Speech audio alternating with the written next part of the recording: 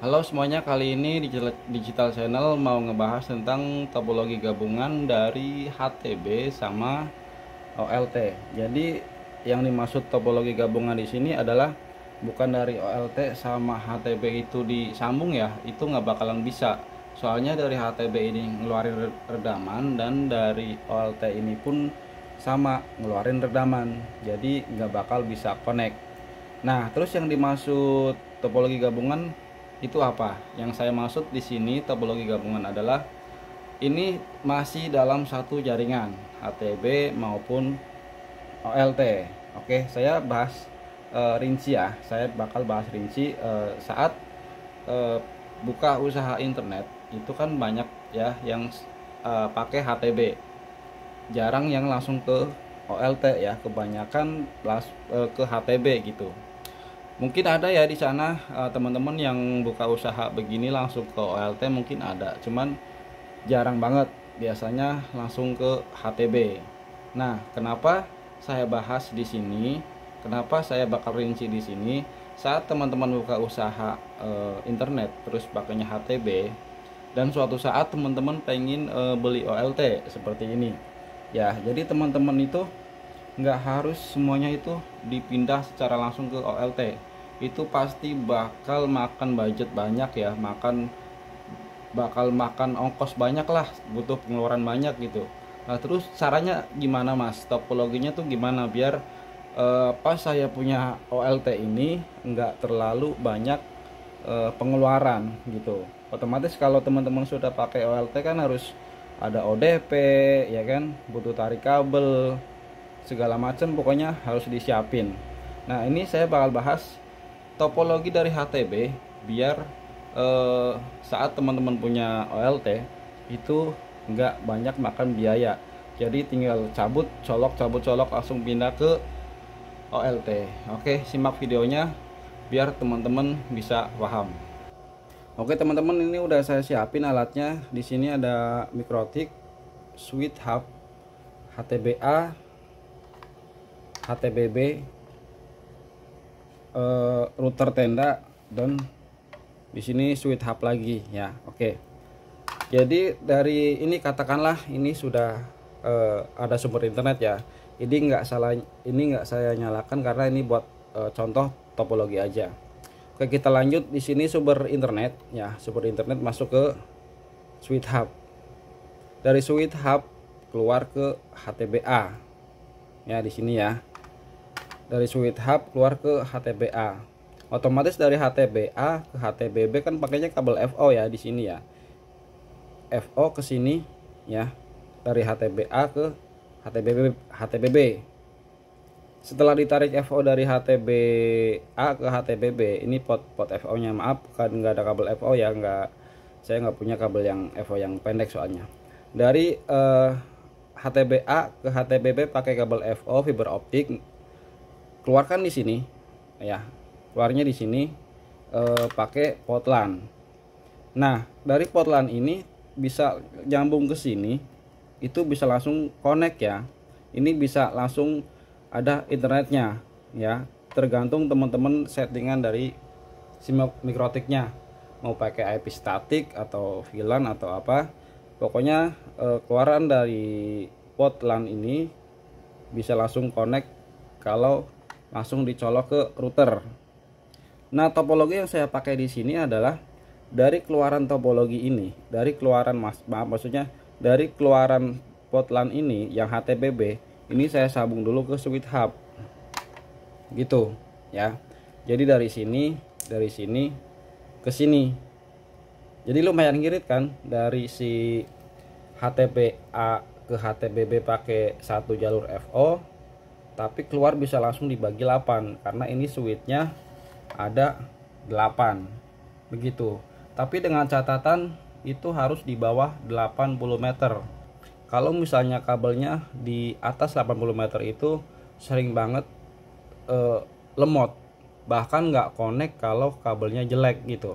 Jadi buat amannya topologi ini teman-teman bisa pakai kabelan di bawah 80 meter ya, karena dari sini ke sini kan bisa dibagi 8 ya. Ini jangan nanti teman-teman tarik kabelan dari sini ke switch hub itu di bawah 80 meter biar bisa connect. Oke ya. Nah, dari switch hub ini baru bisa masuk ke router gitu.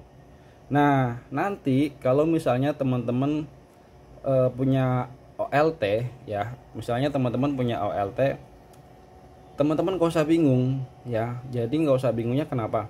Jadi saat bisa ada dua cara sebenarnya. Kalau misalkan teman-teman nunggu alat ini rusak atau nunggu kabel ini nggak connect misalnya, atau kenapa-napa, apa kena senar layangan atau intinya putus ya kan, teman-teman bisa langsung pindah ke OLT dengan tarik kabel dari ODP terdekat, langsung diganti sama ONU gitu.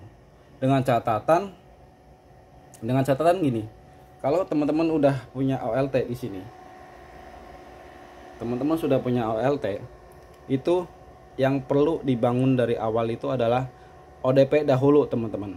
Bangun ODP dahulu. Jadi misalnya di blok A ini teman-teman yang pakai topologi seperti ini itu ada banyak misalnya ya. Nah, teman-teman bangun ODP itu di titik klien yang banyak.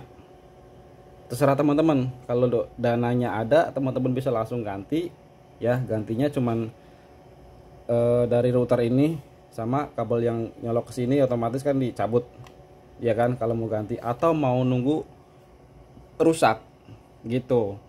Kalau saya sih nunggu rusak doang gitu. Kalau saya ya, kalau saya nunggu rusak satu persatu baru saya ganti, langsung pindah ke ONU gitu. Jadi nggak langsung semuanya mentang-mentang udah punya OLT terus langsung semuanya diganti sama OLT semua. Itu kenapa? Apa ya? Banyak pengeluaran. Ya, kenapa banyak pengeluaran? Karena apa? Otomatis dari HTB ini kan nggak bakal dipakai gitu.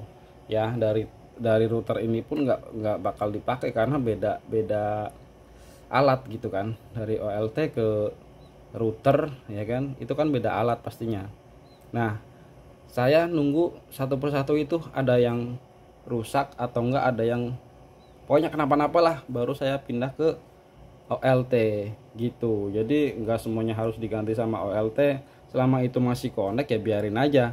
Soalnya kalau langsung pindah ke OLT dan ini dicabut-cabutin semua satu persatu, mohon maaf ya, ini tuh kalau dijual lagi harganya nggak seberapa. Apalagi kayak HTB gitu. HTB itu sekarang udah murah banget, yang barunya aja satu pasang itu cepet. Apalagi kalau bekas gitu paling dijual berapa sih gitu, cuma dapat apa doang gitu kan. Jadi sayang, mendingan udah biarin aja yang masih connect, biarin nunggu dia rusak atau nunggu dia kenapa-napa ya kan. Nah, di saat ke customer nelpon, Pak ini gangguan nih Pak, nggak bisa connect. Nah, kita cek ke lapangan ya, kendalanya apa. Misalkan kendalanya dari ininya rusak nih, routernya rusak. Nah, kebetulan karena kita udah pasang ODP terdekat yang di klien ya, yang tadi saya bilang itu pasang ODP di titik yang klien banyak, tinggal tarik kabel doang dari ODP ke klien gitu, simple. Jadi nggak usah narik kabel dari jauh-jauh gitu kan. Dan kita udah siap siaga di situ pasang ODP misalnya 1:8 atau 1:4 atau 1:16, itu tergantung topologi teman-teman nantinya di saat teman-teman punya OLT. Tapi kalau misalnya yang di user ini rusak nih, ini gimana? Jadi kalau misalkan ini yang rusak ya, teman-teman mau nggak mau harus diganti HTB nya dulu, HTBA HTBB kayak biasa. Tapi kalau misalnya yang rusak ini adalah yang keluaran dari switch hub, ini bisa langsung dipakai OLT begitu. Paham ya teman-teman ya? Nanti kalau misalkan teman-teman kurang paham, teman-teman bisa komentar di bawah. Mudah-mudahan saya bisa balas ya, soalnya saya juga kerja juga gitu kan. Jadi ada waktu tapi jarang gitu. Moga-moga teman paham dengan apa yang saya jelasin, dan semoga video saya juga bermanfaat buat teman-teman. Oke, itu aja dari video saya. untuk yang baru bergabung silakan simak video saya ya, nanti saya bakal upload video terus tentang mengenai jaringan. Dan untuk yang sudah subscribe, terima kasih, dukungannya juga terima kasih banyak. Semoga kalian sehat, panjang umur dan banyak rezekinya. Oke, mungkin segitu aja video dari saya, semoga bermanfaat.